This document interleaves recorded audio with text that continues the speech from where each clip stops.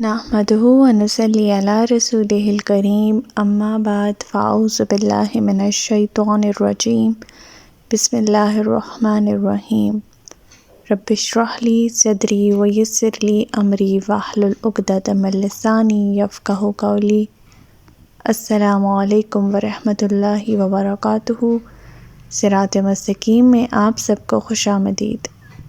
पिछले सबक में हमने पढ़ा था कि अल्लाह ताला मुख्तलिफ़ अक़वाम की मिसालें देते हुए हमें समझाते हैं कि ये वो बस्तियाँ कि जिन्होंने अल्लाह ताला के साथ शरीक ठहराए थे। जब उनके पर अज़ाब आया तो कोई भी उनका माबूद जो है वो उन्हें बचाने के लिए ना आया। अल्लाह ताला फरमाते हैं कि हमने इन पर कुछ जुल्म ना किया बल्कि ख़ुद ही उन्होंने अपने आप पर जुल्म किया। फिर जब अल्लाह का हुक्म आ गया तो इनके वो माबूद किसी काम ना आए जिन्हें वो अल्लाह के सिवा पुकारा करते थे, बल्कि इन माबूदों ने ही इनकी तबाही में कुछ इजाफ़ा किया जो भी किया। अल्लाह ताला फरमाते हैं कि जब भी आपका परवरदिगार किसी ज़ालिम बस्ती को पकड़ता है तो इसकी गिरफ्त ऐसी होती है, बिलाशुबा इसकी गिरफ्त दुख देने वाली और सख्त होती है।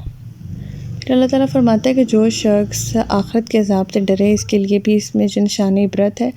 वो ऐसा दिन होगा जिसमें सब लोग इकट्ठे किए जाएंगे और इस दिन जो कुछ होगा वह सबकी मौजूदगी में होगा। अल्लाह ताला फरमाते हैं कि हमने इस दिन को एक मुअय्यना मुद्दत के लिए ही मौखर कर रखा है।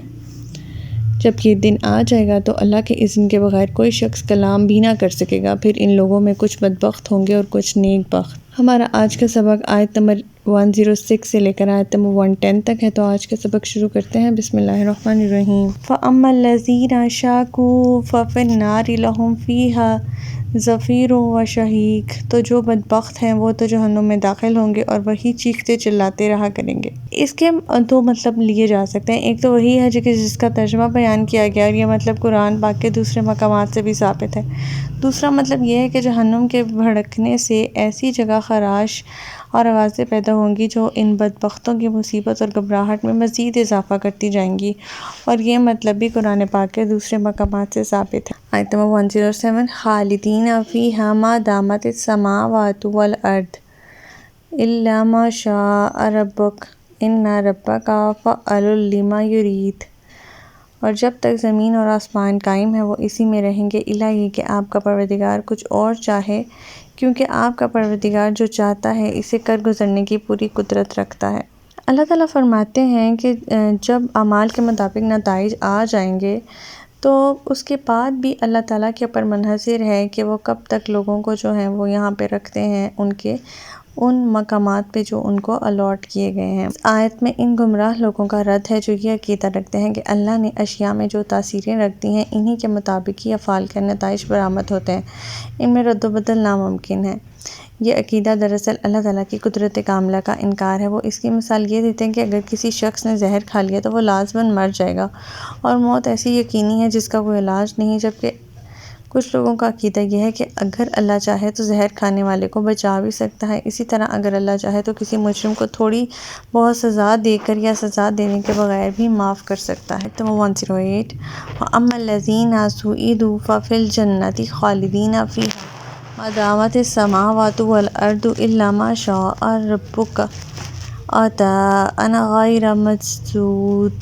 और जो नेक बख्त हैं वो इस वक्त तक जन्नत ही में रहेंगे जब तक ज़मीन और आसमान कायम है, इल्ला ये कि आपका परवरदिगार कुछ और चाहे, और ऐसी बख्शिश होगी जो कभी मुनक़ता ना होगी।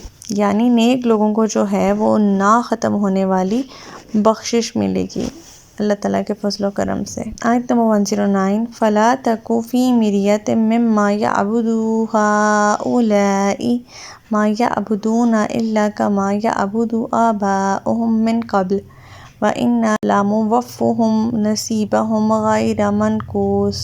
बस ए नबी, जिन चीज़ों को ये लोग पूछते हैं इनके बारे में किसी शक में ना रहिए। ये तो इन्हें ऐसी ही अंधी अक़ीदत से पूछ रहे हैं जैसे इनसे पहले इनके बाप दादा करते थे, और हम बिला कमौकात इन्हें इसका पूरा पूरा हिस्सा देंगे। यहाँ पे ख़िताब नबी पाक सल्लल्लाहु अलैहि वसल्लम को किया जा रहा है, लेकिन इससे हम सब ही मुखातिब हैं, क्योंकि नबी तो दूसरे लोगों के लिए भी इस किस्म के शकूक रफ़ा करता है, तो वो ख़ुद कैसे इस किस्म के शकूक व शुबहात में मुब्तला हो सकता है।